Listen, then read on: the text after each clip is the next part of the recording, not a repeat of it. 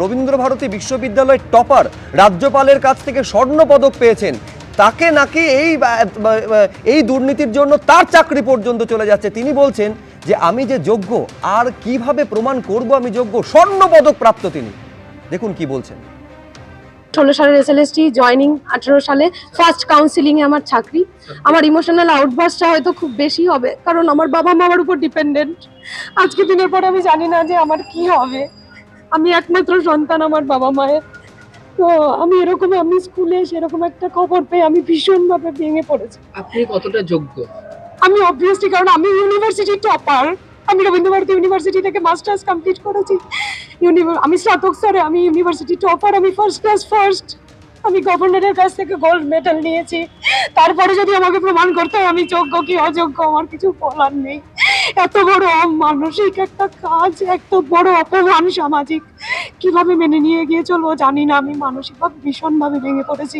কলকাতা হাইকোর্টের রায় বহাল রইল সর্বোচ্চ আদালতে। এসএসসি 2016 পুরো প্যানেল বাতিল, ফলে 25,752 জনের চাকরি চলে গেল।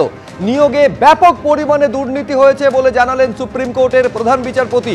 তিনি আরো বলছেন, এখানে পুরো নিয়োগ প্রক্রিয়াটি কলঙ্কিত এবং সমাধানের বাইরে। বৃহত্তর পরিসরে জালিয়াতি হয়েছে এবং তা ধামাচাপা দেওয়ার চেষ্টা, আর তার ফলে নিয়োগ প্রক্রিয়ায় অপূরণীয়ভাবে কলুষিত হয়েছে। যে অবৈধ চাকরি প্রাপকদের শনাক্ত করা সম্ভব হয়েছে, তাদের বেতন ফেরত দিতে হবে। যাদের নিশ্চিত করে অবৈধ বলে শনাক্ত করা যায়নি, তাদের বেতন ফেরত দিতে হবে না। যারা অন্য সরকারি দপ্তরে কাজ করছিলেন, তারা আগের জায়গায় ফেরত যাওয়ার জন্য আবেদন জানাবেন এবং 3 মাসের মধ্যে পুনর্বহাল করতে হবে তাদের।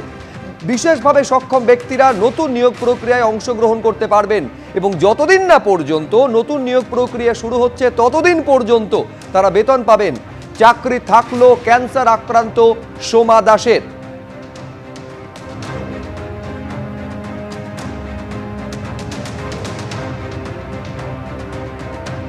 আপনারা জানেন যে কলকাতা হাইকোর্টের রায়ে প্রাক্তন শিক্ষা প্রতিমন্ত্রী পরেশচন্দ্র অধিকারীর কন্যা অঙ্কিতা অধিকারীর চাকরি চলে যায়, তাকে বেতন ফেরত দিতে হয়। সেই চাকরি পেয়েছিলেন ববিতা সরকার। ববিতা সরকারের চাকরিও চলে যায়, সেই জায়গায় চাকরি পান অনামিকা রায়। আজ সুপ্রিম কোর্টের রায়ের পর অনামিকা রায়েরও চাকরি চলে গেল। তারপর কি বলছেন অনামিকা, দেখুন। একটা মানুষের কতবার তার যোগ্যতার পরিচয় দিতে পারে বলুন?